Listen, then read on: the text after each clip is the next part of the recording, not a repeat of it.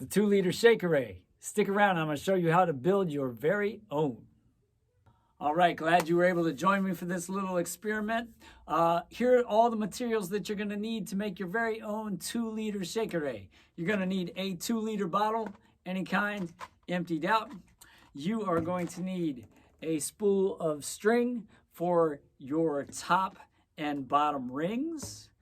That is going to be a little bit thicker than the spool that you're going to use for your verticals, which is where we're going to string our beads. You'll need a package of beads about this size, and you're going to need a pair of scissors, though not necessarily this size. These are a bit big, but they're what I have on hand. And then you're going to need some time, because it's really important that as you do this, you carefully put the beads so that they stay even as you make your rounds around your bottle, because if they get a little bit off, the further you go, the more off they're going to be. All right, so let's go and see the process to make this, and by the end, you will have your very own playable 2-liter Chekere. We start with our Pennsylvania Dutch bottle, and I'm going to put over our thin string for a minute, and I need to make a little ring around the top of the bottle where the beads are going to rest, right? And it's got to be small enough so it's not going to slip down over the bottle, but you don't want it to be too tight up against the neck of the bottle either. So I guess I'll do it about like that. Again, the Pennsylvania Dutch Chekere is not rocket science.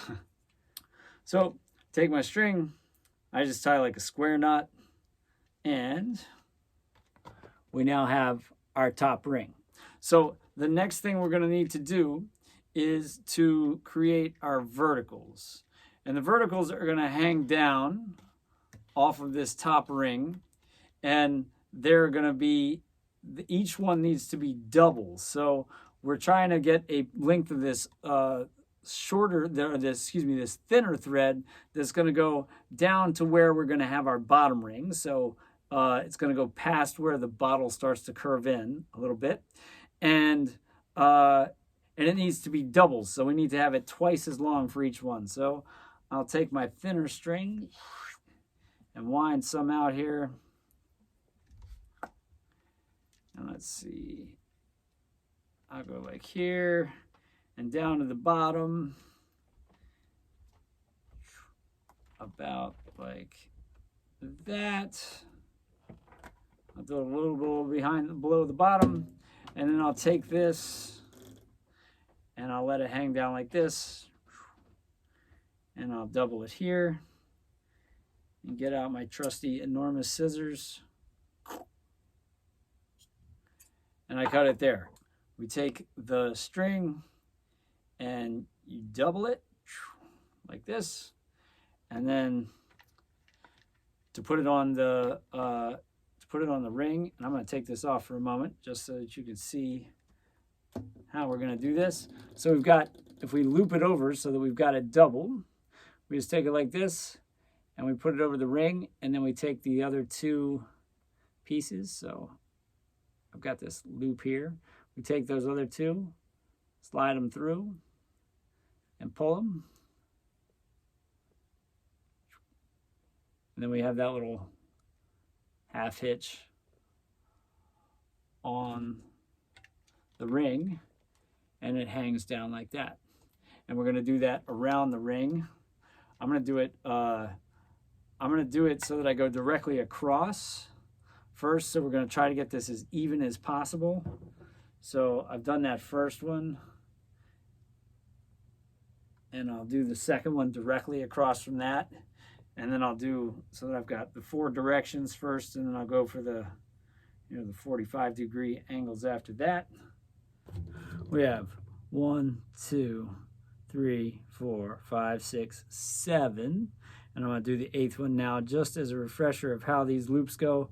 So I've got my string and I've doubled it. So this is the loop where I doubled it over. I put it under here. And then I take the other end and just stick it through there like that. And then and pull it down. And we have our verticals. Take the bottle and take our string, a little spider of stuff, boop, and we take it and we put the hoop like that. And now we have our ring around the top, and we have all our verticals hanging down in doubles, and we've got plenty of space on the bottom where we can take care of that. So now it's time to start beading. So again, I'm going to show you a little bit of this, and then I'll edit it so that you don't have to see me sitting here beading and beading and beading and beading, and then I'll come back and show you the final phases of it. I'm just going to work with these front two. So you're going to need 2 sets of verticals to start beading. We take 1 strand from one double and 1 strand from the next one to it. Make sure that they're not tangled. You want them, the ones that are actually adjacent to each other. In this case, these 2 are going to do it. You take a bead and you put it on one of the strings, and you slide it to where you want your net to start. And then you take the other string with it, and then you make your knot. That's right. Make your loop, which makes your knot.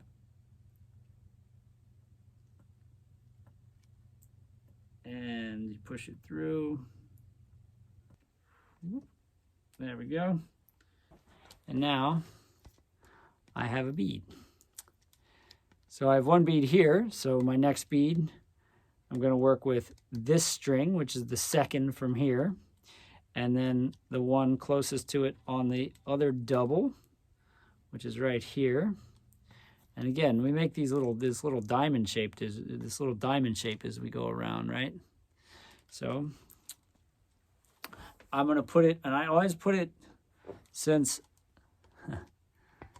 my bead is here, I'm going to skip this next string. I'm not going to put the next bead next to it there. I'm going to put it on the other one so that it hangs on the opposite side, so that they're always an equal distance apart. Again, I take one side of what I'm tying, put the bead on it, slide it down, and I want to make it so that it is at the same position as the previous bead.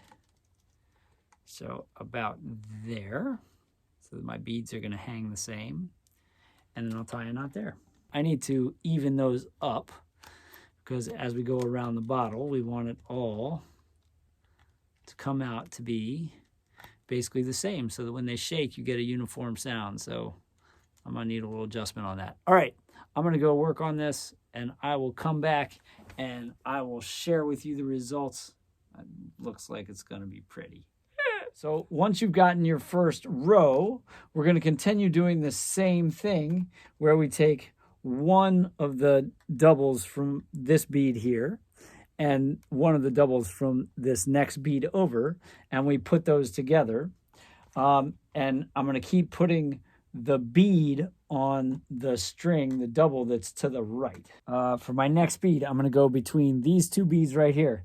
So I'm going to take the string, the double from this one on the right, separate it out so it's the single, and on this one I'm going to put the bead, put that in right like that, and then I take the double that's closest to it from this bead here, I separate that out, so I've got these 2 singles, and now what I do is I make another knot to hold this bead, and I want to do it as best I can so that, see how this one starts to curve in like this and they get all wonky. That's kind of how things start going. So that's some of the trial and error of making these. I make it a little bit loose, I make it a little bit open. Once you do it, so you've got this diamond shape here, and now we've got our second set of beads, and now I go to the right of the bead that I just placed, and this one has already been singled out because I used it to tie that bead on. So I go on to the next double vertical there, and I separate out the single, and this is the side. The right side is the one that I'm going to put the bead on. Slide on in there, little bead. That's the other thing. If you can keep the net kind of straight, then you get a better sense of where things are going. If the net is sliding around, then what looks even in one position, once you put the net back where it actually sets, it might look totally different. So you make your loop, put it through, tie it up, and there we have it. Our second set of beads is getting started. And again, I'm going to give you a break.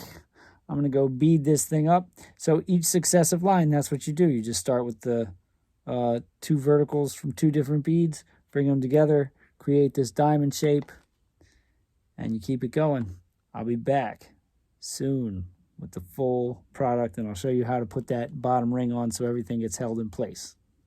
All right, so we're back. As you can see, I have finished stringing the beads around my Pennsylvania Dutch birch beer bottle. And to finish it, once you've gotten all the beads on, then you just take the remaining string and you tie loops like this.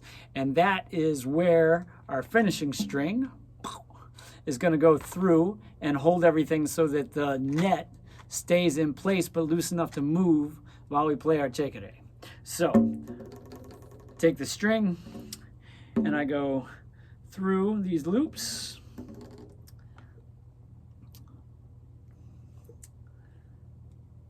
And ideally, you've got this so that the loop is going to be down around the bottom. If it's up on the sides, it's not going to hold it in place. So it actually needs to be below where the bowl of your bottle or whatever it is you've chosen to use is. And we just loop it through like this, right? So it's there. And is it going to work? It is. I pull it down, and I want to have a little bit of space for the, I want to have enough space for the beads to move, but I want it snug enough around the bottom so that the net doesn't come up. So that's the little balancing act you're going to have to do. And we'll try it about right there. And obviously this bottle doesn't have the same, isn't going to resonate the same as a calabash gourd, because a calabash gourd has that nice hard shell with which the beads rattle against.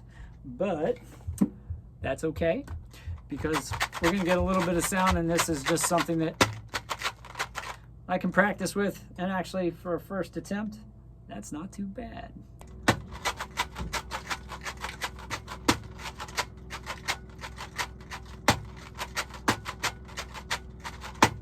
Pretty soft, but you get the idea. I'll bring it a little closer. Here's where the bass is. You can hear that tone. And then the net, which is a little bit soft, because we've got that softer plastic, not that really hard shell of the calabash, but you get the idea.